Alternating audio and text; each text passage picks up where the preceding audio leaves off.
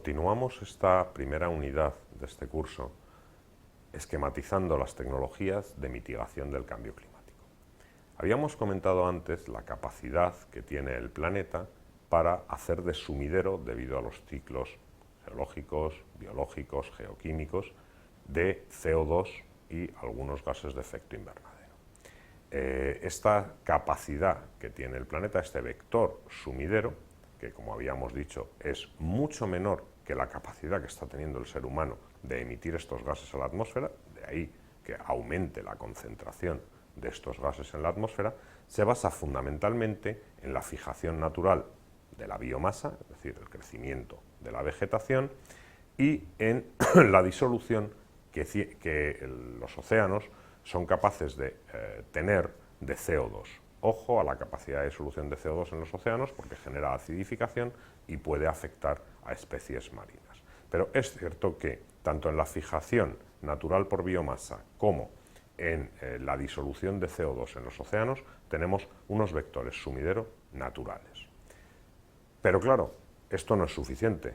Hemos dicho que estamos emitiendo más de lo que ellos son capaces de fijar y transformar. Por lo tanto, tendremos que desarrollar tecnologías sobre las emisiones que estamos realizando ahora para sustituirlas, para eliminarlas. Esto es lo que denominamos medidas directas. La primera medida directa es la mejora de la eficiencia, tanto en la demanda como en la generación. Cuanta menos energía necesite para cada unidad de actuación del ser humano, menos voy a tener que generar. Y cuanto menos tenga que consumir como energía térmica para generar la energía eléctrica, es decir, eficiencia en la generación, menos recursos tendré que consumir y menos CO2 tendré que emitir. Por lo tanto, primer vector, mejora de la eficiencia energética, tanto en la demanda como en la generación. Por eso cada uno de nosotros somos responsables de un granito de arena en la lucha contra el cambio climático. Por otro lado, esa gestión energética se basa en una clara selección de fuentes, de lo que denominamos combustibles. En primer lugar, combustibles con bajo ratio carbono-hidrógeno. Si para la misma unidad energética soy capaz de obtener un combustible con mucho hidrógeno y poco carbono en su combustión, estaré emitiendo muy poco CO2 a la atmósfera. El extremo de esta tecnología es la utilización del hidrógeno puro. Las centrales nucleares son otra tecnología con bajas emisiones que tiene otros debates aparejados. Y la sustitución de procesos térmicos para generar energía eléctrica por energías renovables, fundamentalmente eólicas onshore, offshore, fotovoltaicas, termosolares, son el gran pilar que se está desarrollando a nivel global para ello.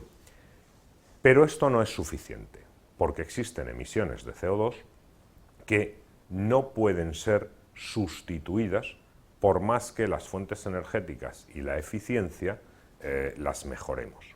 Ese CO2 normalmente ligado a algunos aspectos domésticos y a procesos industriales, tendremos que buscar tecnologías para dejar de emitirlo. Estas tecnologías son las de captura, usos y almacenamiento del CO2. Empezamos por la captura. En cualquier proceso que emite CO2, tendremos que buscar las tecnologías para separar el CO2 del resto de gases de la corriente de gases. Esto lo veréis en capítulos más avanzados. Existen múltiples tecnologías con catalizadores de distintos tipos, con oxicombustión, aminas, etc. Una vez capturado, intentaremos utilizar el CO2. El CO2 es una materia prima estupenda para ser utilizada en procesos de producción de determinados elementos químicos, moléculas químicas, que luego son necesarias para el hombre, etilenos, óxidos de etileno, metilenos, etc.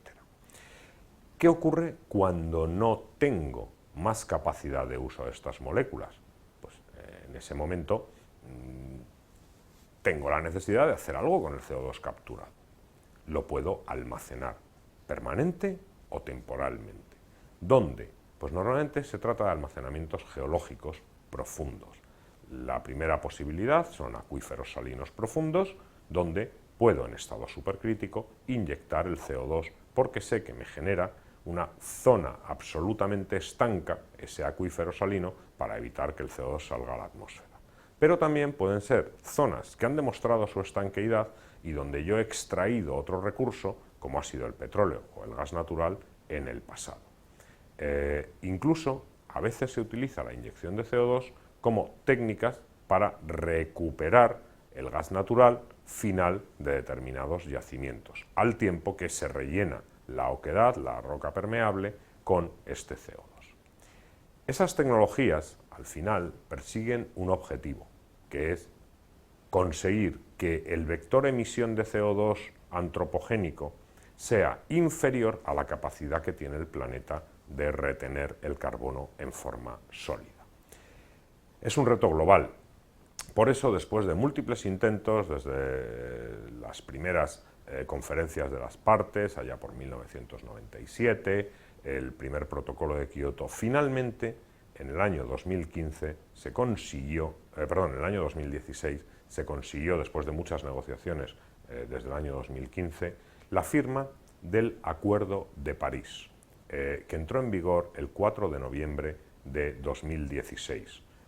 Hablamos de 2015 porque es cuando se celebró en París el acuerdo. 2016 fue cuando el 55 países que sumaban más del 55% de las emisiones mundiales acordaron que firmaban ese acuerdo y ese era el límite para que entrara en vigor, ¿vale? Por eso hablamos celebración de la Cumbre de París 2015, entrada en vigor 4 de noviembre de 2016. El objetivo, pues realmente muy voluntarista y muy ambicioso. El objetivo es que la temperatura no suba más de 2 grados respecto a los niveles preindustriales. Y si podemos, que no suba más de 1,5 grados. Hombre, es un objetivo muy voluntarista, pero en el fondo eso lleva aparejado que todos los países tienen que comprometerse a limitar sus emisiones. Si no, no lo vamos a conseguir.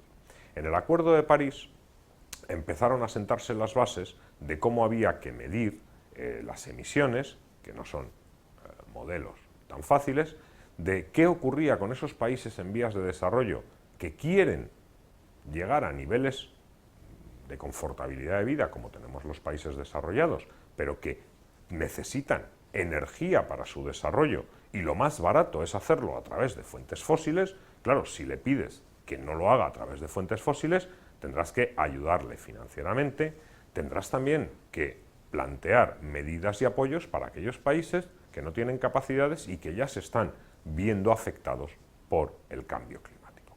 Por tanto, el Acuerdo de París lo que sentó es las bases de una hoja de ruta global que pretende tener una reducción del 80% de emisiones de gases de efecto invernadero respecto a 1990 y que a través de hitos intermedios, como es una reducción del 40% en 2030 y del 60% en 2040, deben conseguir esa reducción del vector emisión. Si os fijáis en el gráfico, una vez aplicadas todas las medidas de mejora tecnológica, de eficiencia energética, de sustitución de vectores energéticos por vectores de menos emisiones, al final siempre hay una parte que a día de hoy la única tecnología que somos capaces de prever que pueda estar disponible en tiempo es la captura para luego usar o almacenar ese CO2 y evitar que vaya a la atmósfera. Esta es la base de los próximos capítulos que vais a ver en este curso: captura, usos y almacenamiento de CO2 y cómo transportarlo desde la captura hasta los usos o al almacenamiento.